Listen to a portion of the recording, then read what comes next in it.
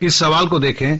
चक्रवृद्धि ब्याज के किसी वार्षिक प्रतिशत दर से कोई धनराशि 4 वर्ष में स्वयं की दुगुनी हो जाती है, उसी दर से कितने वर्ष में वो स्वयं की 16 गुनी हो जाएगी।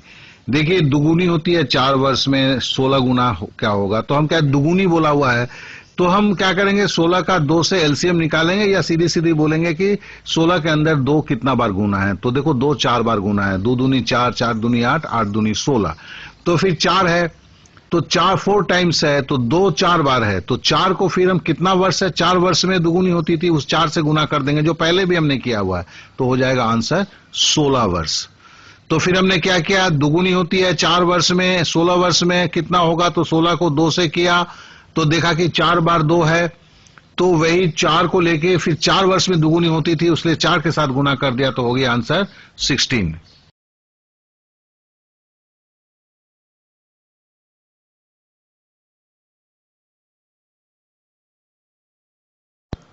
अब इस सवाल को देखें।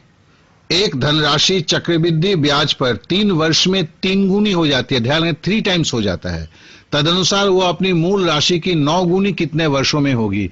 देखिए, हम सीधा सीधी क्या करते हैं, 3 से 9 को देते हैं तो 3 तिहाई 9, तो कितनी बार 3 है, 2 बार आया, तो क्या करेंगे, उसको 2 को 3 वर्ष से गुना कर देंगे, तो 3 दूनी 6, तो मतलब है 6 साल में वो जो है अमाउंट जो है 9 गुनी हो जाएगी।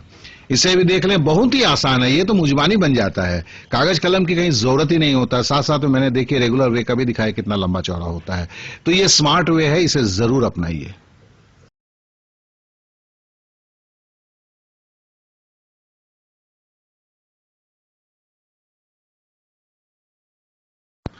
अब जरा इस सवाल को देखें। एक धनराशि मतलब कोई प्रिंसिपल अमाउंट 3 वर्ष में चक्रवृद्धि ब्याज पर, मतलब रेट ऑफ इंटरेस्ट क्या, कंपाउंड इंटरेस्ट है, 1.331 गुना हो जाता है, तदनुसार वह ब्याज दर कितना होगा।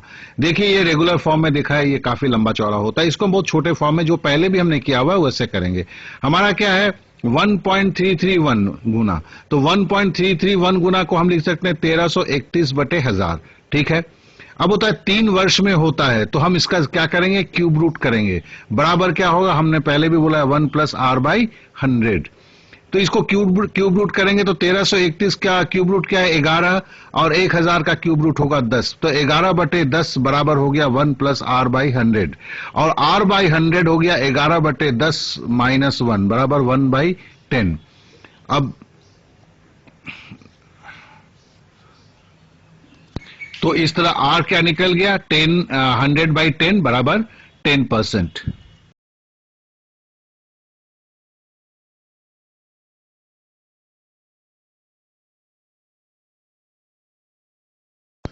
अब जरा इस सवाल को देखें।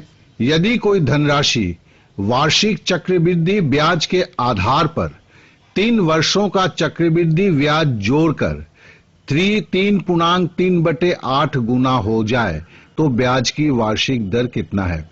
देखिए, ये घुमा फिरा के बोला हुआ है, मतलब एक ही है कि अगर 100 रुपया है तो 3 वर्ष में जो चक्रवृद्धि ब्याज लगता है उससे 3.3/8 गुना हो जाता है। अपना तो वही सिंपल सिस्टम है जैसे हम करते हैं नेचुरल वे में, जबकि मैंने रेगुलर वे भी साइड में दिया हुआ है। तो हम जरा करते हैं। देखिए, 3 × 24 और 3 27/8, 27/8 गुना हो जाता है 3 साल में, मतलब इसका घनमूल निकालेंगे, घनमूल 27/8 बराबर क्या होगा, 1 + r/100, r निकालना है हमें। तो 27 का क्यूब रूट क्या होता है, 3 तिहाई 9, 9 तिहाई 27, और 8 का क्यूब रूट क्या होगा, 2 दूनी 4, 4 दूनी 8, ये 3/2 होगा, 3/2 = 1 + r/100, ठीक है ना। तो r बराबर r/100 बराबर क्या होगा, तो 3/2 - 1, तो बराबर होगा 1/2, तो r बराबर नेचुरली हो जाएगा 50%।